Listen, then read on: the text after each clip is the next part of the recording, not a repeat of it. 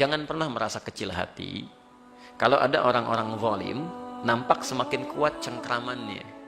Ya, padahal mereka nggak pernah ibadah. Misal kok itu orang-orang nggak pernah ibadah kok bisnisnya kelihatan lancar, gitu kan? Oh, kemudian usahanya kayak begini dan sebagainya. Kata Allah, jangan pernah merasa iri pada yang begitu. Kamu ahli akhirat, masa iri pada ahli dunia? Nggak nyambung. Jadi, kalau mau iri sama ahli akhirat lagi, ada anak 4 tahun, mata buta, bisa hafal Quran. Antum 40 tahun, mata melihat, gak hafal Quran. Baru iri itu. Kenapa dia bisa, saya enggak? Itu ghibtah namanya. Ghibtah. Tapi kalau iri kepada sesuatu yang gak ada bandingannya, wah itu gak nyambung gitu. Ahli surga, masa iri pada orang yang belum jelas surganya? Ini kan?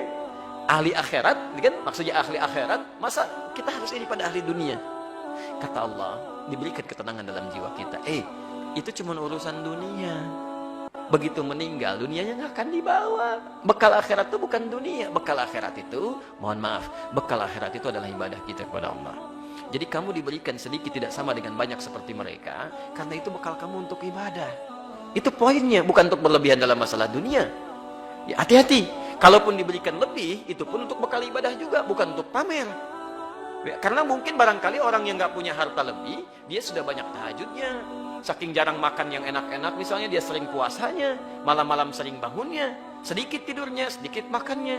Lah kamu sedikit-sedikit makan, sedikit-sedikit tidur, gitu kan? Saya berikan harta lebih supaya dengan itu jadi bekal ibadah yang lain. Saingi mereka itu, keluarkan infaknya, sedekahnya, macam-macamnya. Jelas sampai sini? Nah mereka itu kata Allah, biarkan aja. Nanti karena banyak itu digunakan, nggak mau ibadah, harta digunakan untuk banyak maksiat, dosa yang terbanyak dikumpulkan dari situ. Jadi ternyata harta yang dikumpulkan itu karena tidak menjadi ibadah, didapatkan dengan cara yang salah, bukan menjadikan kenyamanan di akhirat, tapi menumpuk dosa dalam kehidupan dia. Hingga akhirnya kata Allah, perhatikan, di ujung waktu mereka akan menyesal dan memohon kepada Allah, ya Allah berikan kami kesempatan, berikan kesempatan ya Allah, agar bisa memperbaiki diri. Jangan pernah merasa iri dan pesimis dengan kehidupan orang-orang yang tidak menyembah Allah, tapi terlihat seperti sejahtera. Ya, terlihat seperti sejahtera. Itu hanya sebatas fata morgana dunia, yang jika mereka tidak tobat hanya menambah dosa dan penyesalan di akhirat nanti.